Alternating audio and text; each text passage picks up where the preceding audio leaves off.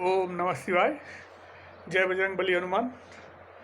तो आज बाबा गोपालपुरिया एक और भूतई कहानी, भूत प्रेत की कहानी लेकर प्रस्तुत हुए हैं।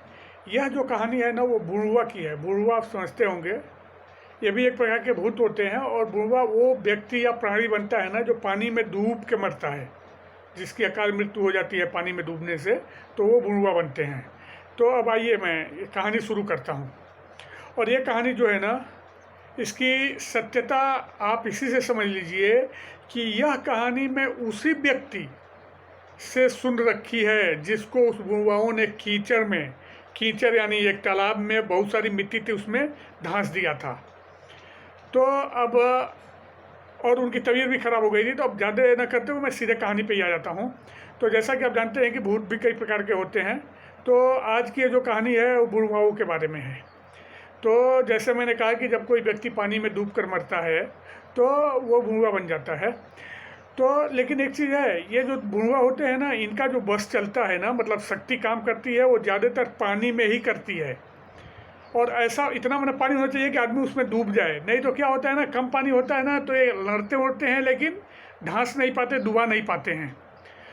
तो अब कहानी बहुत ही मतलब कि रोचक तो है ही, डरावनी भी है। और गंवई जो एक शैली होती है ना, गंवई परिवेश में बुनी गई है, रची गई है।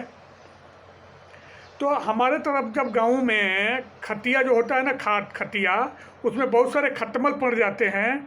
तो खटमल मार दवा उसमें डालने के बाद भी अगर वो नहीं मरते तो लोग क्या करते हैं ना, उस खाद को उठाते हैं और इन रक्त चूसक प्राणियों से बचाने के लिए किसी तालाब उलाब में या खंता जिसमें पानी हो उसमें डाल देते हैं। कई दिनों तक उसमें डुबो के छोड़ देते हैं।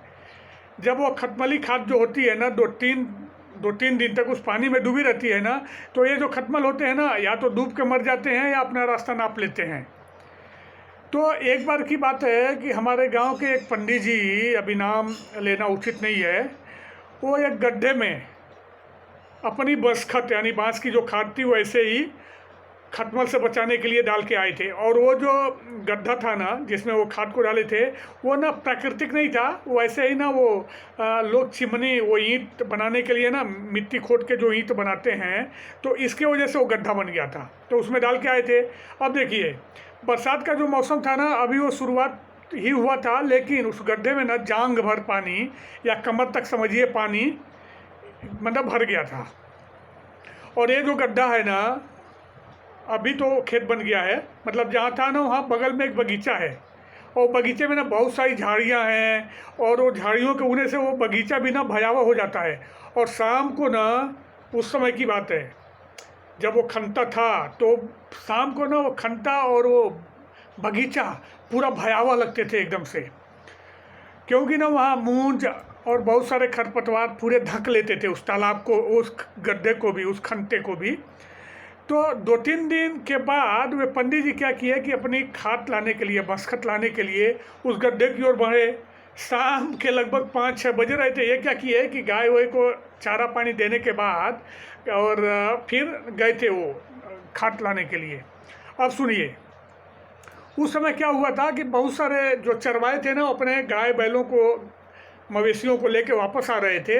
और कुछ लोग ना उस गड्ढे के पास ही जो बगीचा था ना, अभी भी अपनी बकरियां आदि चरा रहे थे। तो एक बात ये क्लियर कर दूं कि वो पंडित जी जो है ना, वो डेराभूत नहीं है, मतलब डरने वाले नहीं हैं, बहुत हिम्मती हैं। क्योंकि मैं उनका देखा हूँ ना, उनका खेत ना गांव से दूर दूर है, बगीचे के पास। और रात को अकेले पंपिंग सेट वहाँ चालू करके अकेले सोते हैं, अकेले रहते हैं। तो मतलब बहुत ही वो क्या बोलूँ, निर्भीक और निडर आदमी हैं। पर उस दिन पता नहीं क्या हुआ कि पंडित जी के मन में ना थोड़ा सा भय व्याप्त था। अभी पहले कहानी पूरी कर लेते हैं, फिर उस पंडित जी से ही जानने की कोशिश करेंगे कि उनके मन में वो भय उस दिन क्यों भय व्याप्त हो गया था। तो आगे सुनिए। उस गड्ढे के पास पहुंचकर जब पंडित जी अपनी बसखत निकालने के लिए पानी में घुसे, तो अचानक उनको लगा ना कि उनका जो पैर है ना, वो पकड़ के कोई उनको पानी के अंदर और खींचने की कोशिश कर रहा है। लेकिन तब तक वो क्या था कि अपने दोनों हाथ में ऐसे खाद को ऊपर सर पे उठा लिए थे। पर अरे या क्या, इसके बाद वे कुछ ना कर सके और न चाहते हुए भी ना उनको थोड़ा सा पानी के अंदर खींचते चले गए। अभी वे कुछ सोचते, तभी एक जो बुढ़वा था ना वो पानी में वो चिल्लाया, मतलब और भी बुढ़वे थे उस पानी में। वो क्या चिल्लाया, अरे तुम लोग देखते क्या हो, टूट पड़ो इस पर, नहीं तो यह बचकर निकल जाएगा, क्योंकि ना मैं अकेले इसको खींच नहीं पा रहा हूँ। तब तक एक और बुढ़वा जो सुअर के रूप में था, मतलब कि वो शायद कोई सुअर ऐसे डूब के मरा होगा, वो बुढ़वा बन गया था। वो ना जो सुअर के रूप में था वो क्या चिल्लाया, हम इसको कैसे पकड़ें, इसके कंधे से जनेऊ झूल रहा है, क्योंकि पंडित जी तो जनेऊ पहने हुए थे। इतना सुनते ही जो बुढ़वा पंडित जी से हाथापाई कर रहा था और पानी में खींचने की कोशिश कर रहा था, उसने क्या किया ना, वो फौरन हाथ बढ़ा के और उनका जनेऊ जो था ना यज्ञोपवीत, वो खींच के तोड़ दिया। अब देखिए, हाँ मेरे रोंगटे खड़े हो रहे हैं। जनेऊ टूटते ही लगभग आधा दर्जन यानी 5-6 जो बुढ़वा थे ना, वो पहले से ही वहीं मौजूद थे। वो पता नहीं वो अपना कुछ उनकी मीटिंग हो रही थी या क्यों वहाँ इकट्ठे हुए थे, वो सब उस पंडित जी पर टूट पड़े। अब जब पंडित जी की जो हिम्मत थी वो बल दोनों ना उनको मतलब कि जवाब देने लगे और बुढ़वा जो थे इन पर विष पड़ने लगे। बुढ़वाओं ने पंडित जी को और अंदर खींच लिया और उनको लगे वहीं पानी में ना, पानी अब ज़्यादा तो नहीं डालेंगे, फिर भी ना उसी में लगे उनको ढांसने। पंडित जी और बुढ़वाओं के बीच ये जो सीन चल रहा था वह किसी बकरी के चरवाहे ने देख लिया और चिल्लाया कि फला बाबा पानी में डूब रहे हैं। अब सभी बच्चे चिल्लाने लगे। तब तक ना बुढ़वाओं ने क्या किया कि पंडित जी को उल्टा करके कीचड़ में ना उनका सर ना नीचे करके लगे सब ढांसने, और ढांसते ही चले जा रहे थे। अब पानी के ऊपर ना उनका पैर कभी कभी रह के ऐसे सीधा होता था, फिर ऐसे, तो वो पैर ही लगा दिखाई देने। अब देखिए, बच्चों की जब चिल्लाहट सुनकर तभी हमारे गांव के एक सिंह जी थे, नेपाल सिंह जी, वो वहां आ गए और एक आध और बच्चों के साथ वो गड्ढे में घुस गए। गड्ढे में घुसने के बाद फिर बुआ मतलब हटे और उन्होंने पंडित जी, और उस समय तक पंडित जी अचेत हो गए थे, बेहोश हो गए थे। उनका चेहरा मैं भी देखा था, एकदम से मतलब वो एक पाव तेल सर पे रख लीजिए ना, जैसे हो जाता है ना वैसे हो गया था। पंडित जी के मुंह, कान, आँख, सर पूरा कीचड़, पूरा मिट्टी लग गया था उसमें।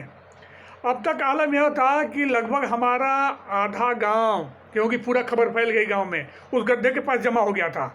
आनंद फानंद में क्या किया गया, उस पंडित जी को वहीं नहलाया गया थोड़ा सा, और फिर उसी खाद पे सुला के उनको घर लाया गया।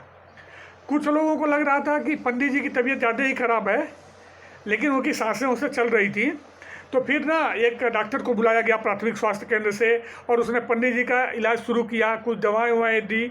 लेकिन पंडित जी 2-3 दिन तक पूरे कमज़ोर हो गए थे और अकबक मैंने उल्टे पुल्टे अनाप शनाप बोल रहे थे। 15-20 दिन के बाद धीरे धीरे उनकी हालत में सुधार हुआ, पर उनकी निडरता की वजह से उन पर इन दिनों भी वो भूतों का छाया रहा, लेकिन कोई भूत यानी बुढ़वा उन पर हावी नहीं हो पाया। आज अगर कोई उस पंडित से पूछता है कि उस दिन क्या हुआ था, तो वे बताते हैं ना कि दरअसल ना ये जो घटना घटी थी उसके लगभग 1 हफ्ते पहले ही, जब वह खेत बगीचे में थे, हमारे वहाँ उनका एक खेत है बहुत दूर, एक महुआनी के पास, वहाँ थे ना, तो वहाँ भी एक छोटा सा तालाब है, गहराई है। तो वो क्या किए थे ना, वहाँ सुरती उरती कुछ बना के खाए थे, और ना वो भूतों को चाहे नहीं थे। इस कारण से ना लगभग 1 हफ्ते पहले से ही कुछ भूत बुढ़वा उनके पीछे पड़े हुए थे, जिसकी वजह से उनको थोड़ा डर लग रहा था और डरे सामने रहते थे। और उस दिन बुढ़वाओं को मौका मिल गया और उन लोगों ने उनको पानी में धंस दिया। अब अगली कहानी में मैं ये बताऊंगा कि जो पहला बुढ़वा उनके साथ झगड़ा कर रहा था ना, वो कौन था। तो हमारे गांव का ही एक पंडित जी का लड़का था जो पानी में डूबकर मर गया था। वो कैसे पानी में डूबा, कैसे मरा, कैसे बुढ़वा बना, और उसकी और भी बातें हम अगले वीडियो में अगली कहानी में लेकर प्रस्तुत होंगे। तब तक के लिए नमस्कार है। और फिर मैं वही कहूँगा कि भूत पिचास निकट नहीं आवे, महावीर जब नाम सुनावे। तो जय बजरंगबली, जय हनुमान। खुश रहिए, मस्त रहिए, सानंद रहिए, लेकिन बेवजह घर में से बाहर मत निकलिए। जय श्री सीताराम, जय राम भक्त हनुमान। फिर मिलते हैं अगले वीडियो में। ये बुढ़वा जो हमारे गांव के जो पंडित जी का लड़का डूब के मरा था, वो बुढ़वा कैसे बना और इनको क्यों पका, वो सारी जानकारी अगले वीडियो में। तब तक के लिए नमस्कार।